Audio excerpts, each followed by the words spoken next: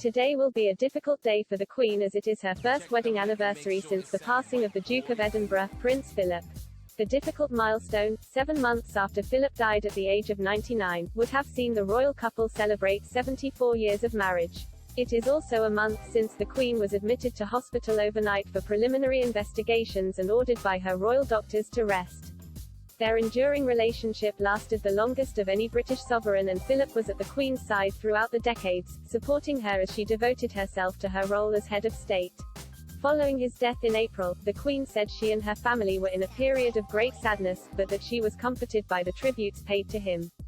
She added, "We have been deeply touched, and continue to be reminded that Philip had such an extraordinary impact on countless people throughout his life."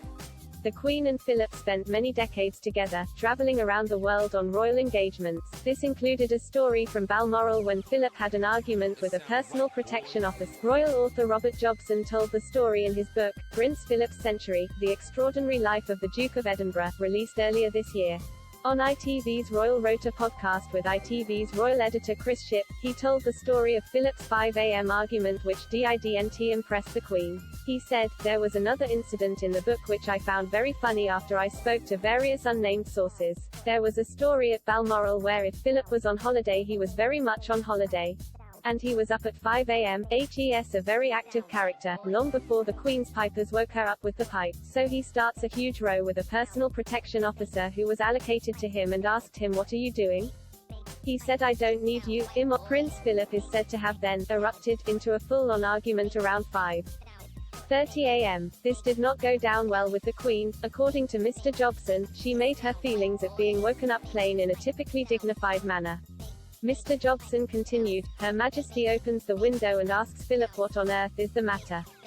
At which point he realizes he has overstepped the mark. And he knew there were limits, and when the Queen wasn't very happy she only had to say a couple of words and he knew he overstepped the mark."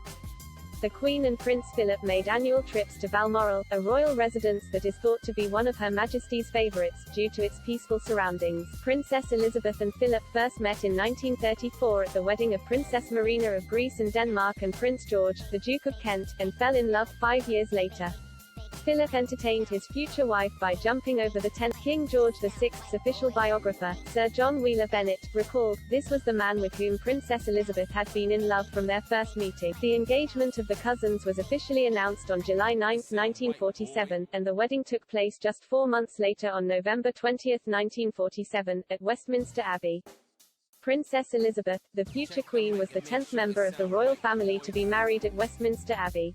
Together, the couple celebrated the Queen's silver, golden and diamond jubilees and faced the highs and lows of life. The Duke once said, "It may not be quite so important when things are going well, but it is absolutely vital when the going gets difficult. You can take it from me that the Queen has the quality of tolerance in abundance."